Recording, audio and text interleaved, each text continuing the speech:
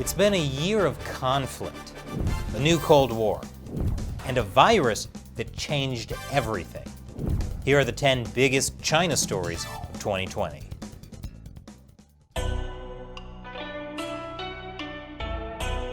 Welcome back to China Uncensored. I'm Chris Chappell. Be sure to hit the like button on this episode. It really helps us with YouTube's algorithm. And in 2020, we need all the help we can get. All right, everyone, we've almost made it. We're so close. Just one more day of 2020 to go. And you know what that means? One last chance to win/lose 2020 disaster bingo. Come on, alien invasion. It's not too late. But while this year didn't have a Bigfoot attack or a Smallfoot attack, there was a Bigfoot amount of China news. Look, it's been a long year. I'm tired.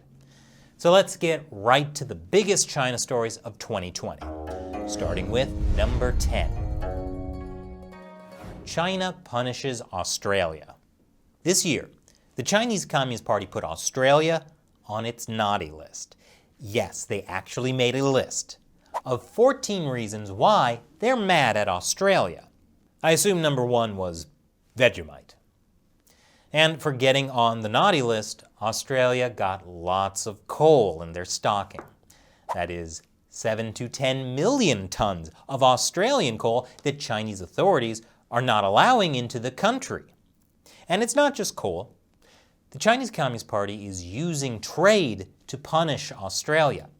It's effectively banned imports of Australian barley, wine, beef, cotton, timber, and even rock lobsters. But in a sense, they're also punishing themselves. Like by banning Australian coal when China is suffering the worst power blackouts in a decade because of a coal shortage. But that's a small price to pay to get Australia to surrender. Because if Australia doesn't surrender, other countries might get the idea that, hey, we could stand up to the Chinese Communist Party too. And that would be awful for the Chinese Communist Party. And that brings us to number 9. The Chinese Communist Party's subversion gets exposed. The Chinese Communist Party loves to subvert other countries, including Western democracies. It's been happening for decades, but in 2020, it's getting a lot harder to pretend we're not seeing the problem. The Chinese Communist Party uses unrestricted warfare to subvert every element of society, from pop culture to business to politics. And that's clear when you see how Disney's Mulan filmed scenes in Xinjiang, known for its breathtaking desert landscapes and awe-inspiring concentration camps. Disney also thanked 4 Chinese propaganda departments and a public security bureau that's responsible for persecuting Uyghur Muslims in China. You can also see the Communist Party's unrestricted warfare in how TikTok, a Chinese-owned company, sends American user data to China, or when Zoom, a US company, worked with the Chinese government to surveil and censor video calls. And when it comes to politics, no politician is too small for the Chinese Communist Party to subvert. As you saw when alleged Chinese spy Fang Fang targeted city council members and mayors, including Eric Swalwell, who's now a US congressman. And family members of powerful politicians are also a huge target, like Hunter Biden's numerous business deals, including with Chinese state-owned companies. Those business deals are now being investigated by the FBI. I'm sure everything is fine and totally above board. Speaking of totally above board business dealings with China, nobody does it better than Wall Street. More on that after the break. Welcome back. Top 10 China stories, number 8. Wall Street doubles down. Back in January, the US and China signed a Phase 1 trade deal. It was a deal that Wall Street had urgently lobbied for. But it's not working out as well as they had hoped. And now as the US-China relationship continues to get worse, you know what that means. It's a great time to invest in China. at least according to U.S. companies like BlackRock, Goldman Sachs, and J.P. Morgan Chase. Sure, China is run by an authoritarian regime that subverts American democracy while persecuting its own people. But have you seen their high-speed trains? Now is especially a great time to invest in China's bond market. You wouldn't want to miss out. After all, if we stopped giving the Chinese Communist Party money, how would they fund all their unrestricted warfare against us? And if there's one country that's all too familiar with the party's unrestricted warfare, it's Taiwan. Which brings us to number 7. China threatens Taiwan. Back in January, we traveled to Taiwan to cover their presidential election. The Chinese Communist Party ran a massive disinformation campaign. But despite that, President Tsai Ing Wen of the Democratic Progressive Party won another term. Tsai and her party stood firm on Taiwan's sovereignty and stood up to the Chinese Communist Party. And in response, the Communist Party has been escalating its military threats to Taiwan. The PLA has launched a form of gray zone warfare. It stops short of an actual shooting war, but the aim is to subdue the foe through exhaustion. Exhaustion seems to be the theme of 2020. Since mid-September, Chinese warplanes have flown more than 100 missions around Taiwan's airspace. The PLA can't launch a full-scale invasion of Taiwan yet, but they're still basically attacking Taiwan's military by forcing them to respond each time. The good news is that Taiwan is getting more international support. The U.S. is selling billions of dollars of weapons to Taiwan, and the Trump administration sent Health and Human Services Secretary Alex Azar to Taiwan. He's the highest-ranking U.S. official to go to Taiwan in decades. It was great for diplomacy, but bad for him, because he'll never be as popular in the U.S. as he was in Taiwan. And now, number 6.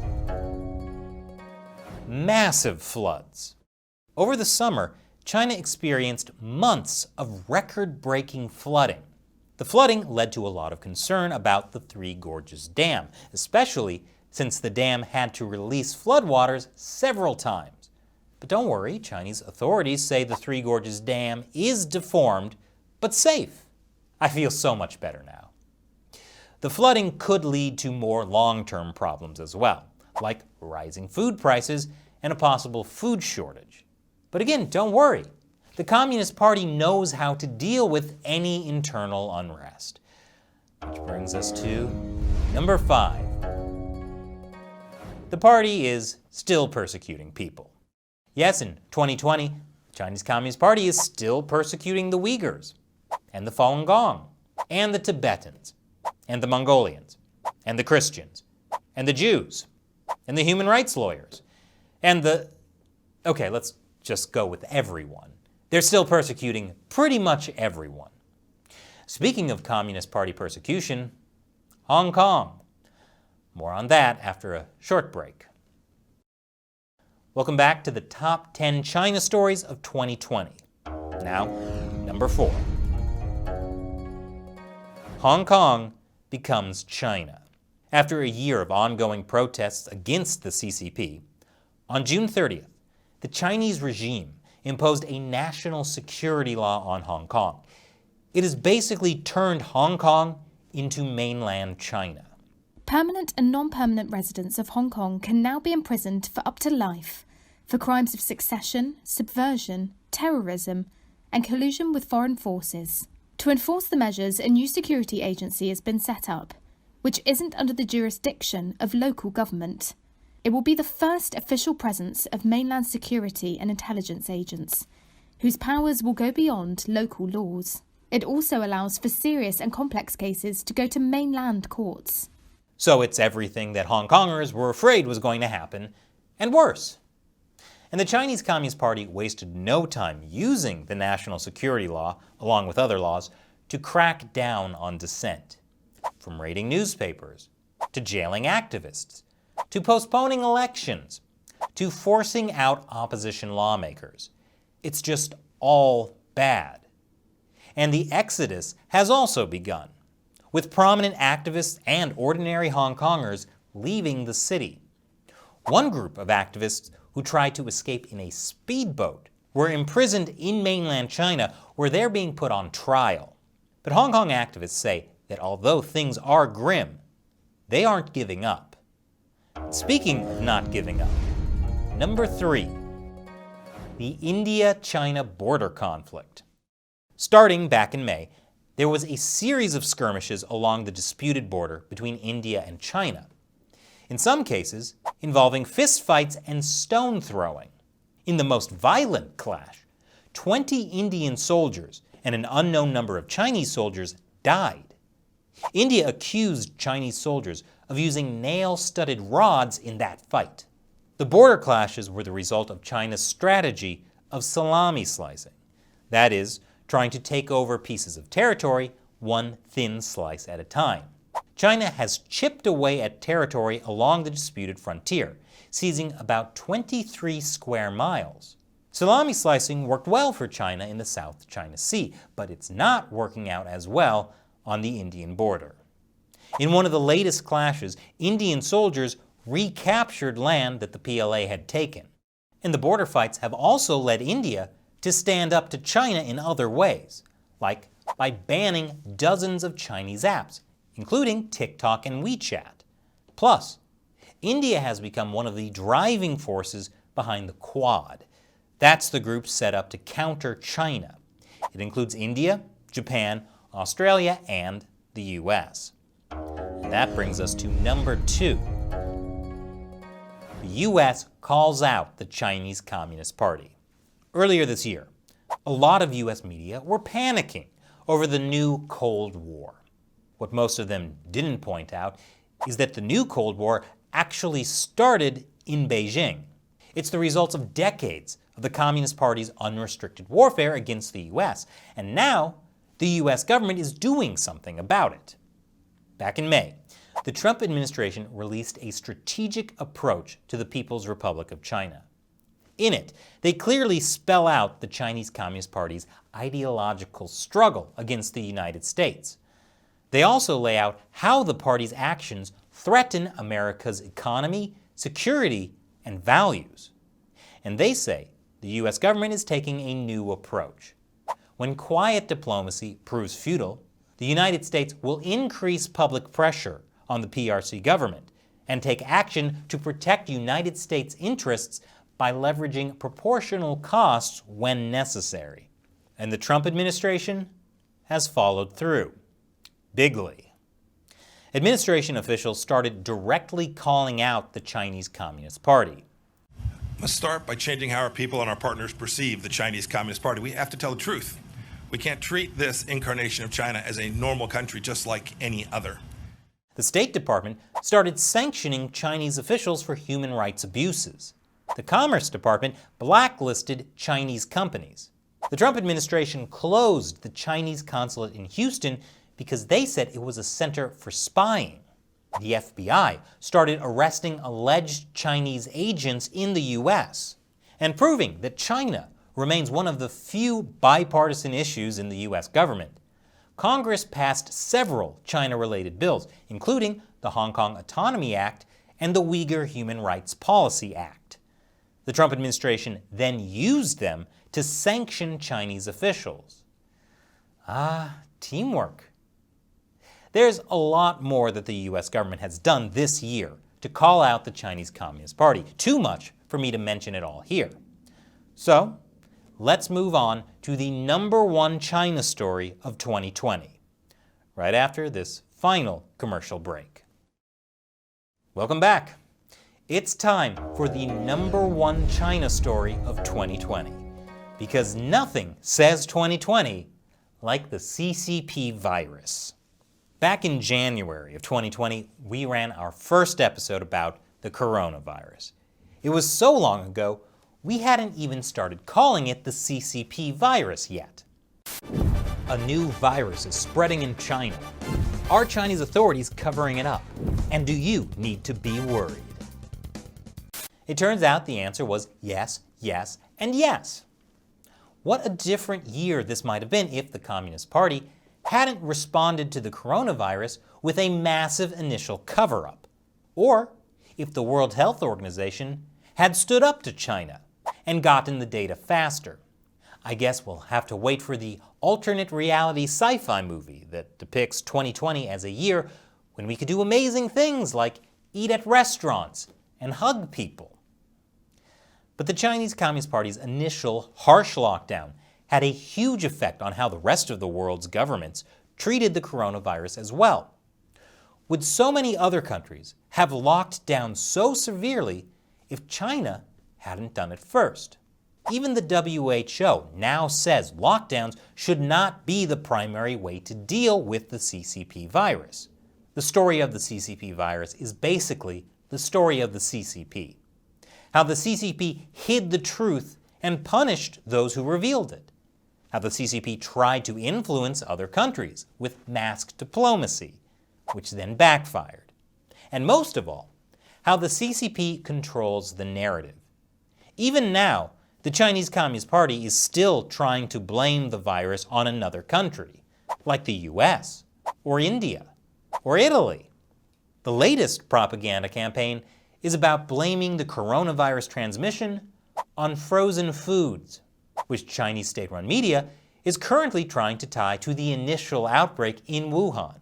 It wasn't a lab leak, it was the frozen pizza rolls. Mystery solved. And with so many countries now going into another round of lockdowns, and as a possibly more contagious version of the CCP virus spreads, this is one story that is going to carry over well into 2021. So those were the top 10 China news stories of 2020. China had a huge effect on the world this year. What will next year bring? Hopefully, more countries standing up to the Chinese Communist Party.